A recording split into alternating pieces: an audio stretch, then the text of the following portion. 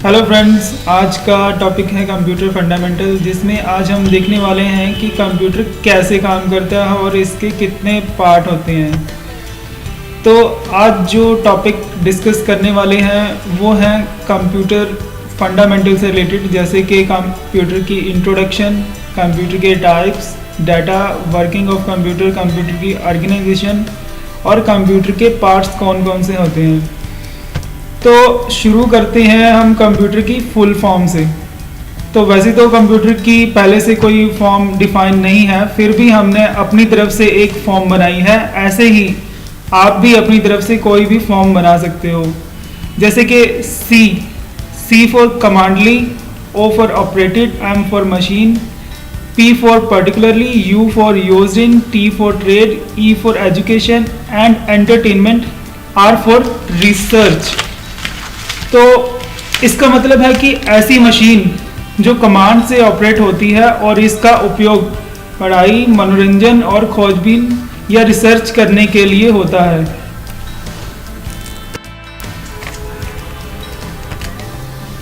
तो चलिए शुरू करते हैं कंप्यूटर की इंट्रोडक्शन से। कंप्यूटर का आविष्कार 19th सेंचुरी में चार्ल्स बेबेज द्वारा किया गया था। इन्हें कंप्यूटर का फादर भी कहा जाता है। कंप्यूटर वर्ड आया है कंप्यूट नाम के शब्द से, जिसका मतलब होता है गणना करना या कैलकुलेशन करना, क्योंकि कंप्यूटर बड़ी बड़ी कैलकुलेशन आसानी से कर देता है। तो ये थी इसकी इंट्रोडक्शन। कंप्यूटर के टाइप या प्रकार किस तरह के होते हैं, तो दो प्रकार का होता है कंप्यूटर, जैसे कि एक डेस्कटॉप और एक लैपटॉप कंप्यूटर। डेस्कटॉप कंप्यूटर में सीपीयू, मॉनिटर, कीबोर्ड और माउस सभी अलग अलग होते हैं। लैपटॉप में सभी डिवाइस कॉम्पैक्ट शेप में होते हैं। इसमें कीबोर्ड, माउस, स्क्रीन और स्पीकर एक साथ ही अटैच होते हैं। ज़रूरत पड़ने पर लैपटॉप के साथ अलग से और डिवाइस भी जोड़े जा सकते हैं। देखिए, कंप्यूटर के बारे में जानते हुए हमें डाटा के बारे में भी पता होना चाहिए। यह एक अहम भूमिका निभाते हैं कंप्यूटर में काम करते हुए। यह दो प्रकार के होते हैं। पहला आता है टेक्स्ट डाटा और दूसरा है ग्राफिक डाटा। जैसे कि आप देख पा रहे हैं कि टेक्स्ट में सभी अल्फ़ाबेट और नंबर्स आती हैं, जबकि ग्राफिक्स में फ़ोटो, वीडियो, गेम्स आदि आते हैं। अगर हम डाटा की बात कर रहे हैं तो हमें इसके प्रोसेस के बारे में भी पता होना चाहिए कि कंप्यूटर कैसे काम करता है या डाटा का प्रोसेस कैसे होता है। डाटा की प्रक्रिया को हम तीन भागों में बांट सकते हैं। पहला, यूजर से रॉ डाटा लेना। दूसरा, सीपीयू द्वारा उसे प्रोसेस करना या रिजल्ट निकालना। तीसरा, आए हुए रिजल्ट को आउटपुट डिवाइस पर सेंड करना। आइए इस चार्ट से समझने की कोशिश करते हैं। जब हम कंप्यूटर में इनपुट डिवाइस से डाटा इनपुट करते हैं, जैसे कीबोर्ड, माउस आदि, इनपुट होने के बाद डाटा स्टोरेज यूनिट में जाता है, जहां यह स्टोर होता है। स्टोर होने के बाद अगर इसमें कोई कैलकुलेशन है तो वह ALU यानी अर्थमेटिक लॉजिक यूनिट में जाता है। ALU उसे कैलकुलेट करके वापस स्टोरेज यूनिट में भेजता है और वहीं से कंट्रोल यूनिट हमारे रिजल्ट को आउटपुट डिवाइस पर सेंड करता है। कंट्रोल यूनिट का काम होता है कंप्यूटर के सभी पार्ट्स को कंट्रोल करना। चलिए अब हम देखते हैं कंप्यूटर की संरचना को या ऑर्गेनाइजेशन को। कंप्यूटर के वैसे तो काफ़ी पार्ट्स होते हैं, पर हम इनको कैटेगरी में डिवाइड कर सकते हैं। जैसे हार्डवेयर, इसमें कंप्यूटर के वो सभी पार्ट आते हैं जिनको हम हाथ लगा के छू सकते हैं या टच कर सकते हैं। इसमें इनपुट डिवाइस, आउटपुट डिवाइस और सिस्टम यूनिट आता है। सेकेंड है सॉफ्टवेयर। नाम से ही जाहिर है कि यह सॉफ्ट होते हैं, यानी हम इन्हें नहीं छू सकते। जैसे इसमें सिस्टम सॉफ्टवेयर या एप्लीकेशन सॉफ्टवेयर आते हैं। और इसमें थर्ड पार्ट है लाइववेयर। लाइववेयर में आता है ऑपरेशन या फिर ऑपरेटर या यूजर जो कंप्यूटर यूज कर रहा है। आइए देखते हैं पर्सनल कंप्यूटर यानी पीसी को। इसमें आप एक डेस्कटॉप कंप्यूटर देख रहे हैं। इसमें आउटपुट डिवाइस, इनपुट डिवाइस और सिस्टम यूनिट के बारे में बताया गया है। इन्हें हम डिटेल में देखते हैं। सबसे पहले डिस्कस करते हैं हम इनपुट डिवाइस को, जिसमें सबसे पहले आता है कीबोर्ड। कीबोर्ड कंप्यूटर का सबसे इम्पॉर्टेंट पार्ट है। जिसमें बहुत सारी कीज़ होती हैं, जैसे कि typewriter keys, function keys, enter keys, window keys, numeric keypad, application keys, cursor control keys या उसके अलावा बहुत सारी कीज़ जो कि आप इस पिक्चर में क्लियरली देख पा रहे हैं। हम इसमें नेक्स्ट देखते हैं इनपुट डिवाइसेस के अंदर माउस को। माउस भी एक इनपुट डिवाइस है। इस पर दो बटन होते हैं, left and right button. Left button पर प्रेस करके हम ज़्यादातर एप्लीकेशन चलाते हैं, पर राइट बटन से हम पॉपअप मेनू खोल के कहीं भी किसी भी खुले प्रोग्राम से रिलेटेड कॉमन कमांड्स यूज़ कर सकते हैं। इसमें एक स्क्रॉल का बटन होता है जो कि सेंटर में लगा होता है, जिससे हम पेज को अप एंड डाउन या ऊपर या नीचे भी कर सकते हैं। नेक्स्ट इनपुट डिवाइस के अंदर आता है ट्रैक बॉल। ट्रैक बॉल से हम बॉल को घुमा के माउस की तरह माउस के पॉइंटर को मूव कर सकते हैं। नेक्स्ट इनपुट डिवाइस के अंदर आता है इलेक्ट्रॉनिक पेन। इसकी हेल्प से हम डायरेक्टली स्क्रीन के ऊपर सिलेक्शन कर सकते हैं और ड्राइंग कर सकते हैं। नेक्स्ट इनपुट के अंदर आता है जॉयस्टिक। जॉयस्टिक से हम कंप्यूटर में गेम्स खेल सकते हैं। नेक्स्ट इनपुट डिवाइस के अंदर हमारा नेक्स्ट डिवाइस आता है टच स्क्रीन। टच स्क्रीन से हम स्क्रीन पर फिंगर से टच करके सभी काम कर सकते हैं, जैसे कि आजकल टच फ़ोन से हम स्क्रीन पर टच करके कोई भी प्रोग्राम चला सकते हैं। नेक्स्ट इनपुट डिवाइस के अंदर आता है स्कैनर।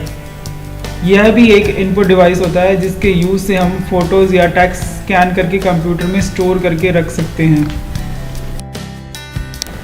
इनमें दो तरह के स्कैनर आते हैं, एक फ्लैट बेड स्कैनर होता है और एक हैंडी स्कैनर होता है। चलिए आगे देखते हैं इनपुट डिवाइसेस के अंदर OCR। OCR यानी कि ऑप्टिकल कैरेक्टर रिकग्निशन। इसके ज़रिए हम किसी भी पेज या टेक्स्ट को स्कैन कर सकते हैं और उसे फ़ोटोज़ या टेक्स्ट के रूप में स्टोर करके कंप्यूटर पे रख सकते हैं।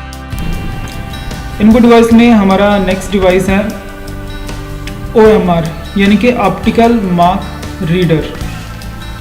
यह भी एक स्कैनिंग डिवाइस है। ये डिवाइस किसी भी पेंसिल या पेन के सिंबल को आइडेंटिफाई करता है। जैसे कभी आपने कोई भी गवर्नमेंट एग्ज़ाम दिया होगा जिसमें एक क्वेश्चन के 4 आंसर्स होते हैं और आंसर्स को पेंसिल से मार्क करना होता है।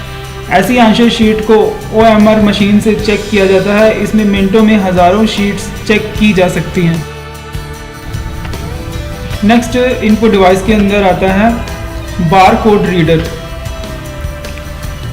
इसमें डाटा छोटी छोटी लाइंस में प्रिंट किया जाता है। इन लाइंस को बार कोड लाइंस कहा जाता है। इसका यूज़ सुपरमार्केट या मॉल्स में किया जाता है, जहां काफ़ी सारे कस्टमर्स को कम टाइम में बिल प्रिंट करके फ्री कर दिया जाता है। नेक्स्ट इनपुट डिवाइस के अंदर आता है MICR यानी कि मैग्नेटिक इंक कैरेक्टर रिकग्निशन। यह भी OCR डिवाइस की तरह होता है। यह डिवाइस बैंकों में चेक पर प्रिंटिंग के लिए किया जाता है। तो ये थे हमारे सारे इनपुट डिवाइसेस। तो अब डिस्कस करते हैं हम आउटपुट डिवाइसेस को।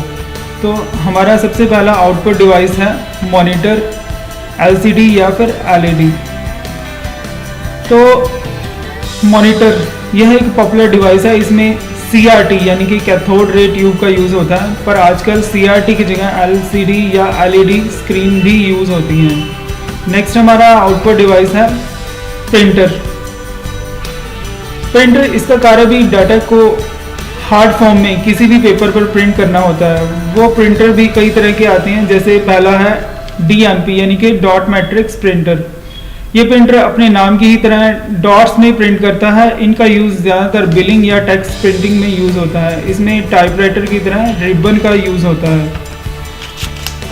आउटपुट डिवाइस के अंदर अगर हम प्रिंटर की बात कर रहे हैं तो नेक्स्ट इसके अंदर आता है इंकजेट प्रिंटर। यह प्रिंटर फोटो और टेक्स्ट दोनों को प्रिंट करने के काम में आता है। यह इंक को हेड की मदद से पेपर पर कलर की ड्रॉप्स डालकर प्रिंट करता है। सेकेंड आउटपुट डिवाइस में हम देखते हैं लेज़र प्रिंटर को। यह भी एक आउटपुट डिवाइस है। यह प्रिंटर लेज़र बीम द्वारा प्रिंट करता है। इसमें ड्राई इंक यूज़ होती है। इसमें ग्राफिक्स और टेक्स्ट दोनों प्रिंट हो सकते हैं। इसकी प्रिंटिंग स्पीड इंकजेट और डीएमपी दोनों से तेज़ होती है। नेक्स्ट आउटपुट डिवाइस में आती हैं ऑफसेट प्रिंटर्स या फिर प्लॉटर्स। यह भी एक प्रकार के प्रिंटर होते हैं जो कि प्रोफेशनल प्रिंटिंग में यूज़ होते हैं। इसमें बड़ी बड़ी प्रिंटिंग निकाली जाती है। इनमें बैनर प्रिंटिंग और स्टिकर कटिंग आदि किए जाते हैं। तो आइए चलिए हम देखते हैं आगे सिस्टम यूनिट को। तो सिस्टम यूनिट इसमें आता है सीपीयू यानी कि सेंट्रल प्रोसेसिंग यूनिट।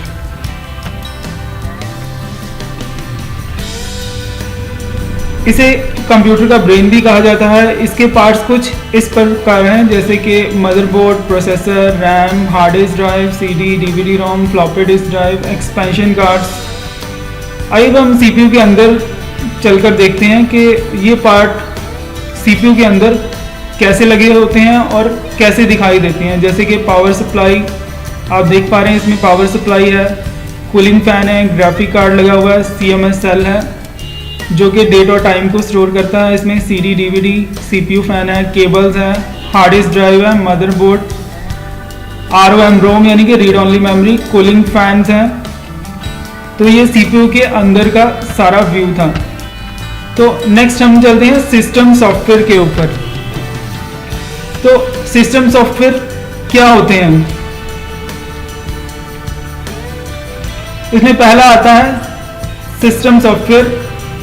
इसमें सिस्टम से रिलेटेड सॉफ्टवेयर आते हैं। इनकी हेल्प से ही हम कंप्यूटर चला पाते हैं। अगर यह ना हो तो कंप्यूटर स्टार्ट नहीं होगा और उस पर कुछ भी नहीं चलेगा, क्योंकि कंप्यूटर हार्डवेयर सिर्फ मशीन लैंग्वेज समझते हैं। हमें ऐसा सिस्टम चाहिए जो ह्यूमन लैंग्वेज को मशीन लैंग्वेज में कन्वर्ट करके मशीन को समझा सके कि हम उससे क्या लेना चाहते हैं, और जो भी मशीन रिजल्ट दे वह ह्यूमन लैंग्वेज में हमें दिखा दे।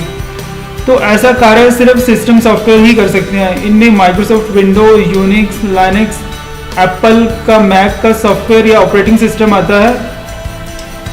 ये जो सभी सॉफ्टवेयर है कंप्यूटर के हार्डवेयर को कंट्रोल करते हैं। आजकल जैसे फोन्स में एंड्रॉयड भी काफ़ी पॉपुलर ऑपरेटिंग सिस्टम है। आप देख पा रहे हैं इस स्लाइड के अंदर कि ऑपरेटिंग सिस्टम से हम application, disk drive, mouse, printer, keyboard, monitor इन सभी को कंट्रोल कर सकते हैं। चलिए आगे चलते हैं सॉफ्टवेयर में लैंग्वेज के ऊपर। कंप्यूटर सिर्फ मशीन की भाषा समझता है, उसे ह्यूमन लैंग्वेज यानी हमारी भाषा समझने के लिए सॉफ्टवेयर की ज़रूरत पड़ती है। तो यह सभी सॉफ्टवेयर लैंग्वेज के अंदर बनते हैं। लैंग्वेज 3 प्रकार की होती है: low level language, high level language और एडवांस हाई लेवल लैंग्वेज।